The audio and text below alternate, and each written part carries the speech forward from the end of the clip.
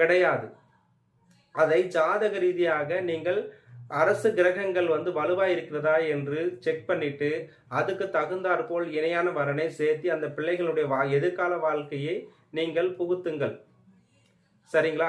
இந்த பதிவை நீங்க பார்த்து கொண்டு அத்தனை பேருக்கும் அரசு உத்தியோகம் தான் வேணும் அப்படின்னு சொல்லி பார்க்கக்கூடிய பெற்றோர்களாகட்டும், தனியார் துறையில் அதிக சம்பளம் வேண்டும் என்று பார்க்கக்கூடிய பெற்றோர்களுக்கும் இதை மாதிரி எதிர்பார்த்து கடைசி நேரத்தில் ஏதோ ஒரு வரன் அமைந்தால் போதும் என்று பார்க்கக்கூடிய பெற்றோர்கள் எண்ணற்ற பேர் இருக்கிறார்கள். எதிர்பார்ப்பு என்பது பையன் ஒழுக்கமான பையனா, பொண்ணு ஒழுக்கமான பொண்ணா, நல்ல குடும்பமா, 2 குடும்பத்துக்கு உண்டான அந்யோன்யம் இருக்கிறதா அப்படின்னு எதிர்பாருங்கள். பணத்திலேயோ இல்ல படிப்பிலேயோ இல்ல வேலையிலோ ஏற்றத்தாழ்வை புகுத்த வேண்டாம். இது அவர்களுடைய எதிர்கால வாழ்க்கையில் திருப்தி இல்லாத வாழ்க்கையாக அமர்ந்துவிடும். ஆகையால் ஒரு திருமண வரன் பார்க்கும் பெற்றோர்கள் முதலில் உங்க ஜாதகத்தில் அரசு சார்ந்த உத்தியோகம் தன்னுடைய பெண்ணுக்கோ பையனுக்கோ இருக்குதா என்று ஆய்வு செய்யுங்கள்.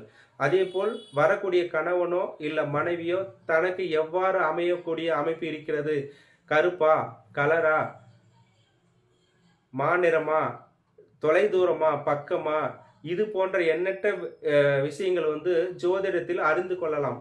அதை சார்ந்து அதை பரிசோதனை பண்ணி அதுக்கு தகுந்தாற்போல் அந்த பொண்ணுக்கு நல்ல வரனை, நல்ல ஒழுக்கமான பையனோ இல்ல நல்ல ஒழுக்கமான பொண்ணோ இணையுங்கள்.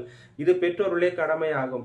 ஆகையால் எதையுமே தெரியாமல் தனக்கு தானே ஒரு முடிவு எடுத்துக்கொண்டு இது தகுந்த மாதிரி வேலை வேண்டும், இதுக்கு தகுந்த மாதிரி படிப்பு வேணும், இதுக்கு தகுந்தாற்போல் இருக்க வேண்டும் என்று நீங்களே எதிர்பார்ப்பு கூடுதலாக வைத்துக்கொண்டு எல்லா பிள்ளைகளுடைய வாழ்க்கையானது இன்று கேள்விக்குறியாக இருக்கிறது. இதை கருத்தில் எடுத்துக்கொள்ளுங்கள்.